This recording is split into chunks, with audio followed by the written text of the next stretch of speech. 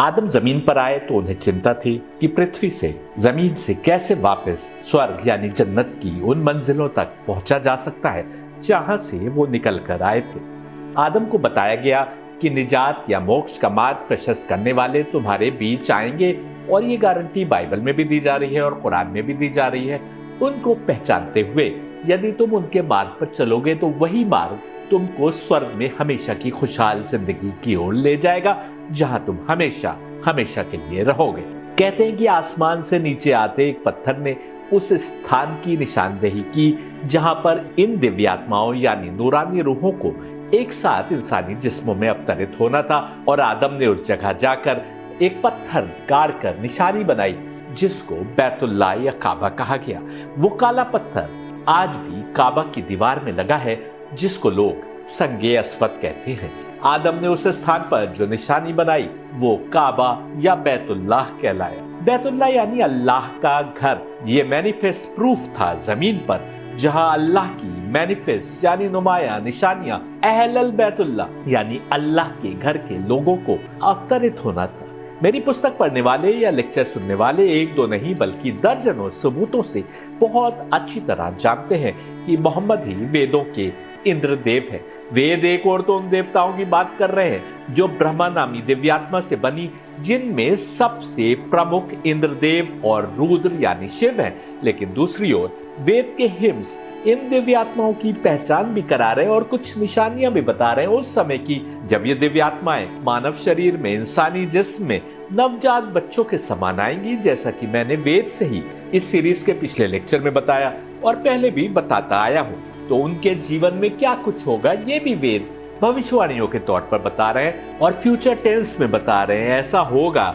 इस तरीके की वर्डिंग्स यूज हो रही हैं। निशानियां इसलिए बताई गई थी क्योंकि यही दिव्यात्माएं मोक्ष की राह दिखाने की जिम्मेदार हैं हर जमाने में, भले ही उस शरीर को, उस जिस्म को ऑफिस के रूप में प्रयोग कर रही हो जिसका पैदा होने पर नाम कृष्ण रखा गया या फिर उसका नाम मूसा या ईसा या मोहम्मद रखा गया। अब आप समझे क्यों गीता में कृष्ण के मुख से परमात्मा ने कहा कि जब जब धर्म की हानि होती है और जब जब अधर्म फैल जाता है तब तब धर्म को फिर से स्थापित करने के लिए और अधर्मियों का नाश करने के लिए मैं अपनी प्रोसेस से अवतरित होता हूं, यानी मुझसे निकली कोई दिव्यात्मा तब से पाक किए गए किसी जिस्म को ऑफिस के रूप में प्रयोग करती है परमात्मा का संदेश आम इंसान तक पहुंचाने के लिए, और वही जिस्म अवतार कहलाता है। ऐसा हर जमाने में और हर भाषा बोलने वालों के बीच होता रहा, क्योंकि परमात्मा केवल अरब या भारत या चीन या यूरोप में बसने वालों का रब नहीं है बल्कि तमाम क्रिएशन का रब है। ये साबित करने के लिए मैंने 6 जून 2018 को 3 पार्ट्स में लेक्चर सीरीज गीता वर्ल्ड संभावमी युगे युगे का पहला पार्ट अपलोड किया था। उसके बाद 2 पार्ट्स और अपलोड हुए। 6 साल से ज्यादा गुजर गए, हकीकतें ज्यों की त्यों उजागर होने को हैं, लेकिन तुम और हम अपनी अपनी कमजोरियों के चलते हकीकत को पा लेने से आज भी कोसों दूर है। वेद कोई एक किताब नहीं है बल्कि उस समय के अनेक ऋषियों को ईश्वरीय ज्ञान के रूप में वेद के विभिन्न हिम्स अवतरित हुए थे उनके दिमाग के अंदर।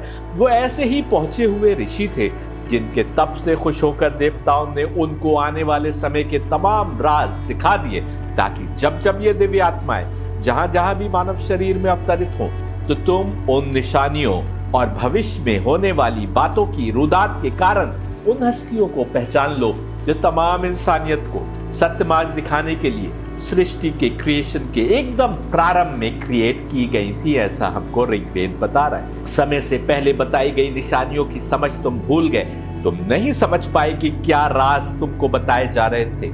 आखिर तुम क्यों कर समझते कि जिन देवताओं का रोल सारी सृष्टि के क्रिएशन में बताया जा रहा था, जिनको बारिश, जमीन से उगने वाले रिस्क, इंसान को तमाम अच्छाइयां देने वाले और बुराइयों से दूर करने वाला बताया जा रहा था, उनके ही बारे में कभी बताया जा रहा था कि उनकी पसलियां टूट जाएंगी, उनमें से किसी के गले में रस्सी बांध कर खींचा जाएगा, उनके सिर को तलवार से 2 कर दिया जाएगा, उनको भूखा प्यासा कत्ल किया जाएगा या उनको जहर देकर शहीद कर दिया जाएगा।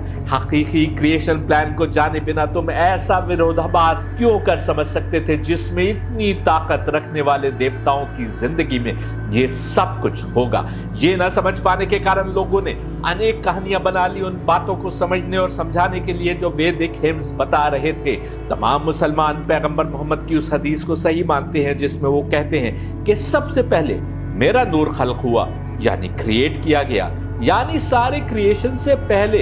यही बात तो वेद और उपनिषद बता रहे हैं, पर तुम इसको उससे क्यों रिलेट करने लगे। 18 जुलाई 2018 को मेरे अपलोडेड लेक्चर खुतबाल बयान की हकीकत में मैंने ऐसे और भी बहुत सारे राज बताए हैं जो हम समझ पाने से बहुत दूर है।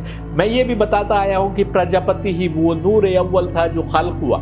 उसी नूर ने आदम से मोहम्मद तक ना जाने कितने इलाकों में कितने मानव शरीर में पैदा होकर हिदायत देने का काम किया, और वही नूर उस बच्चे के जिस्म में अवतरित हुआ जिसका पैदा होने पर नाम अहमद या मोहम्मद रखा गया। हर जमाने में, और कुरान भी गवाही दे रहा है कि हर जमाने में हर इलाके में उनकी ही जबान बोलते हुए हमने अवतार यानी पैगंबर भेजे। और उधर गीता भी कह रही है, गीता में कृष्ण के मुख से प्रजापति की भी बात भी हो रही है। गीता 3:10 देखिए, in ancient times having created the peoples with sacrifice as pertaining to them necessarily, Prajapati the lord of the peoples said, by this you grow and multiply, let this be to you the milk cow of all desires। और गीता 3:11 देखिए, with this do you gratify the devas and they the devas gratify you, thus gratifying reciprocally you shall reach to supreme merit। Krishna भी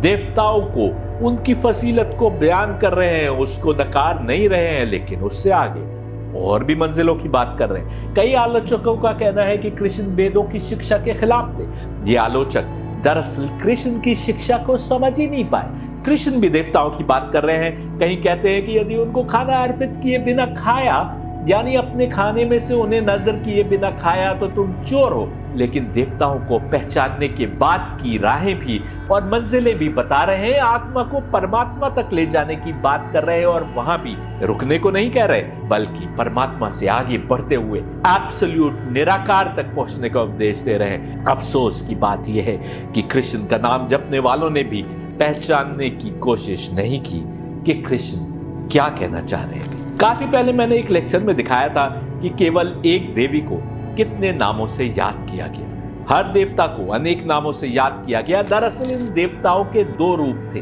बतौर दिव्यात्मा उनके नाम नहीं थे, बल्कि उनकी खासियतें या विशेषण बताए गए थे, लेकिन हमने उन खासियतों को ही उनका नाम समझ लिया। ये वैसे ही है जैसे परमात्मा नाम नहीं है, बल्कि वो तमाम आत्माओं में परम है, इसलिए परमात्मा कहलाता है। तमाम सृष्टि में वो है, या यूं कहें उसकी ताकत के अंदर तमाम सृष्टि है, इसलिए वो विष्णु है।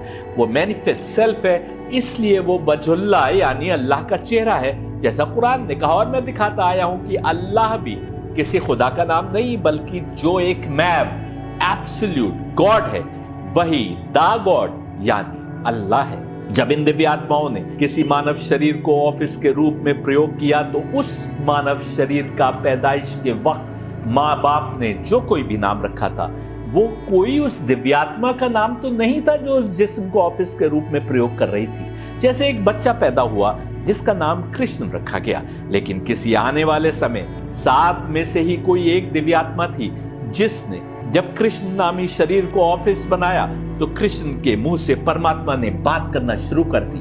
अरब में भी जो बच्चे पैदा हुए उनके नाम मोहम्मद, अली, फातिमा, हसन, हुसैन, जाफर और मूसा रखे गए। लेकिन इन जिस्मों के माध्यम से 7 की 7 दिव्य आत्माएं रब की इबादत और इताअत का मार्ग दिखाने हमारे बीच एक बार और आए।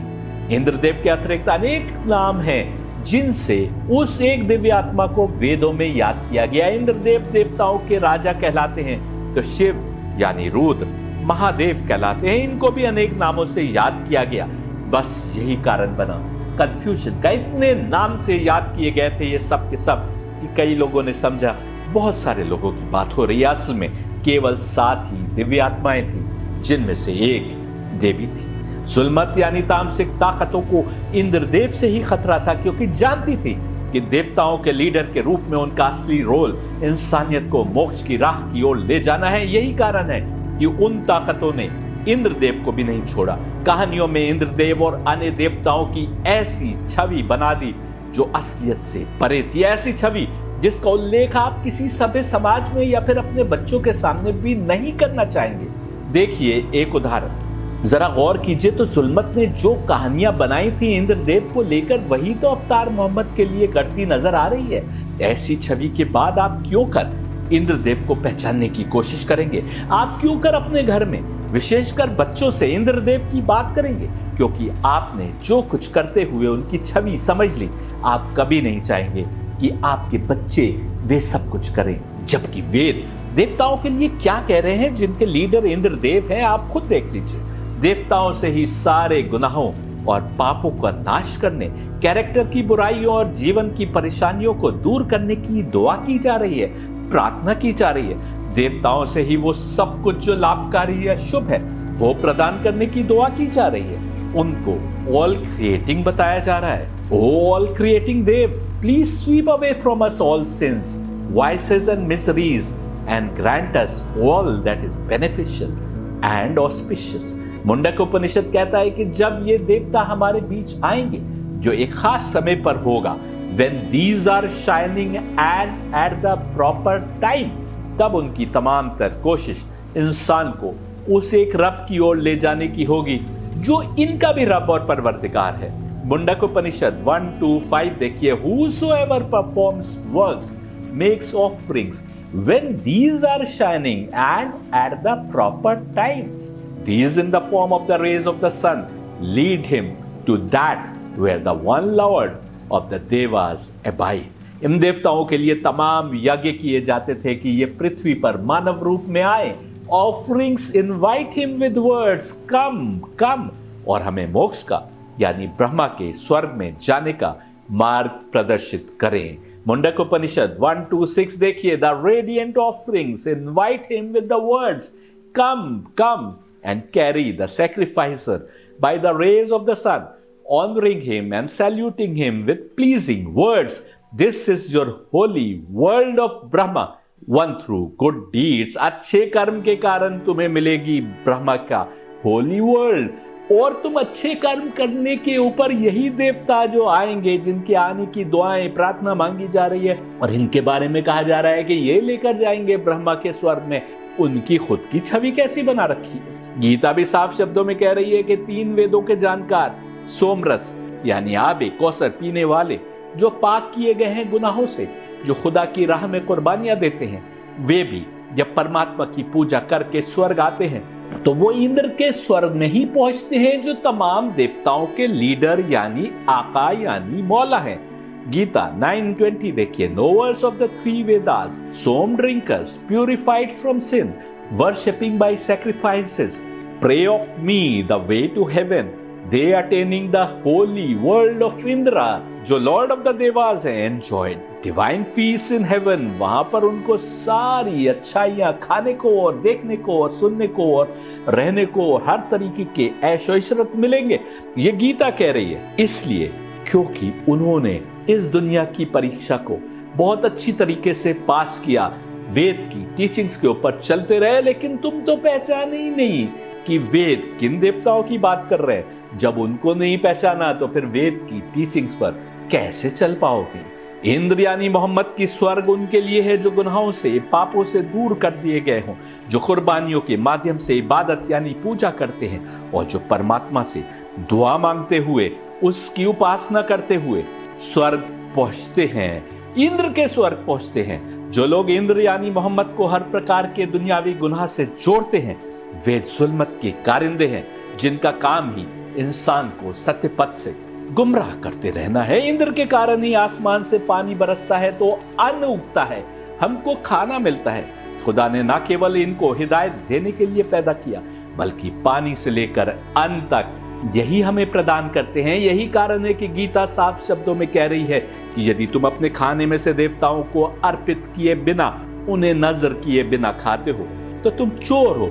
जो कुछ है उनके ही कारण है, बल्कि यूं कहूं कि सब मालो दौलत, खान पान के मालिक वही हैं। यदि ये खान पान हमें मिल रहा है तो हमें उनका शुक्रगुजार होना चाहिए, उनके बताए मार्ग को समझने की कोशिश में निरंतर लगे रहना चाहिए और जिस रब की पूजा और परस्तिश करने तक ले जाने के लिए इन दिव्य आत्माओं ने अपना कर्तव्य समझ लिया है, उस रब को पहचानते हुए उसकी पूजा और परस्तिश तक अपने को लाने की कोशिश करना ही सफलता की कुंजी है। देखिए Gita 3:12, those devas shall bestow on you all gratifications you desire. One who eats what is given to them without giving in turn to them, he is a thief indeed. वो वाकई में असल में चोर है जो उनको वापस नजर नहीं करता, अर्पित नहीं करता जो कुछ उसको दिया गया है। आखिर तुम उन देवताओं को कहां पहचानते हो जिनको वापस तुम्हें देना है? तुम उनके इस सृष्टि में रोल को भी कहां पहचानते हो? जब तक तुम वेदों को फिर से इंटरप्रेट नहीं करोगे सही समझ के साथ, तुम ना तो देवताओं को समझ पाओगे और ना उनके रोल को, और इसी तरीके से दुनिया में गुमराही की जिंदगी गुजारते रहोगे। आज भी अनेक हिंदू गीता की मिली शिक्षा के तहत खाना खाने से पहले देवताओं को याद करते हैं। मुसलमानों में से कुछ में आज भी खाना नजर करने का रिवाज पाया जाता है, बल्कि हम पाते हैं कि आदम के समय में भी लोग अपने खाने को खुदा के सामने पेश करते थे।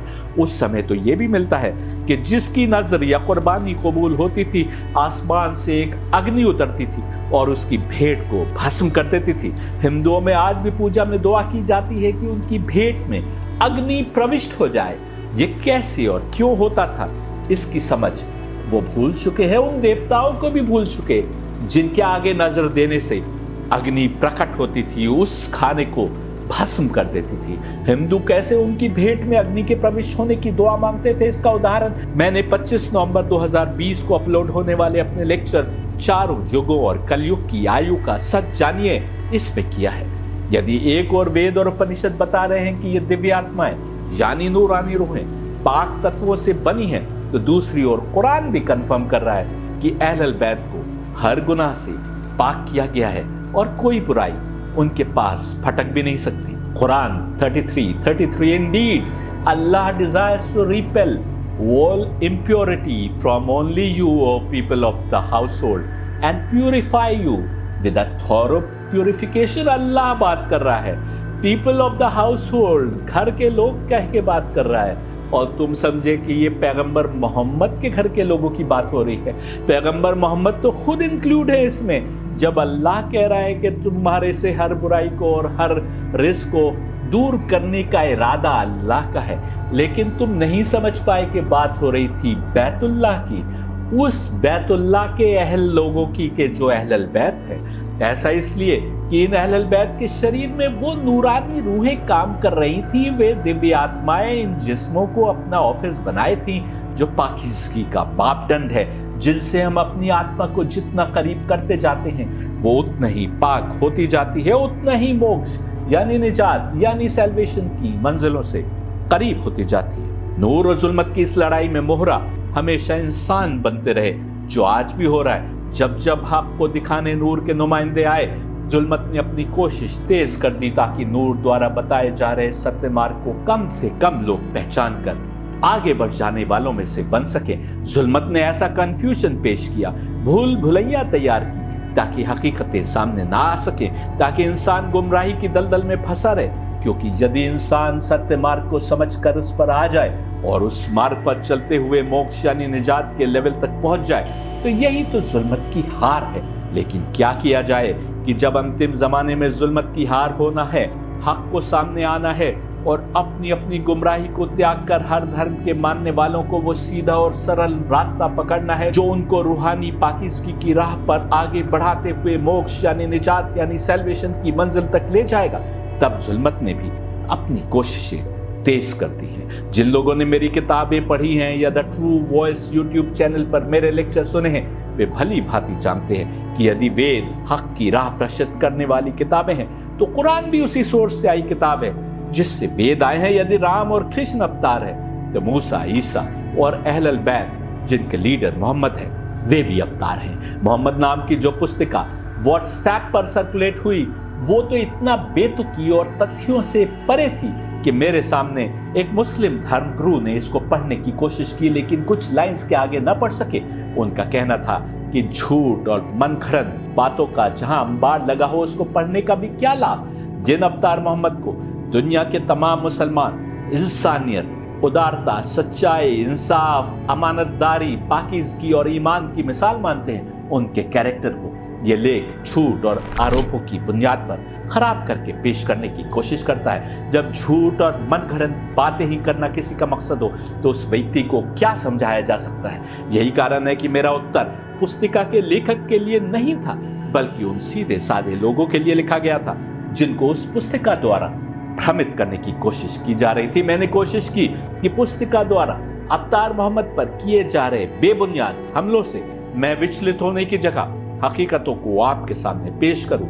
यह भी कि पुस्तिका में क्या क्या कहा गया है, ताकि आप स्वयं सत्य और असत्य का आकलन कर सकें और जान सकें कि झूठ गढ़ने में कुछ लोग किस हद तक जा सकते हैं। आपको मैं मैत्रेय उपनिषद से दिखा चुका हूं, जो साफ तौर पर कह रहा है कि असुर यानी डेमोनिक ताकतें किस प्रकार काम करती हैं। मैत्रेय उपनिषद यह भी कह रहा है कि मोक्ष वही पाता है जो सही ज्ञान और डेमोनिक ताकतों द्वारा फैलाई गई अज्ञानता दोनों को जानता हो और फिर हकीकतों को पहचाने। He who knows at the same time knowledge and ignorance together, having crossed death by means of ignorance, he wins the immortal by knowledge. Those who are wrapped up in the midst of ignorance, fancying themselves alone wise and learned, they wander, heart-smitten and deluded like blind men led by one who is himself blind। अपने को बड़ा अक्लमंद समझ रहे हो लेकिन अंधे हो, क्योंकि तुम जानते ही नहीं कि हकीकतें क्या हैं। अगले लेक्चर से पुस्तिका की कंटेंट पर बात करना शुरू करेंगे कि आप जान सकें कि किस प्रकार इसके द्वारा आम लोगों को भ्रमित करने की कोशिश की गई।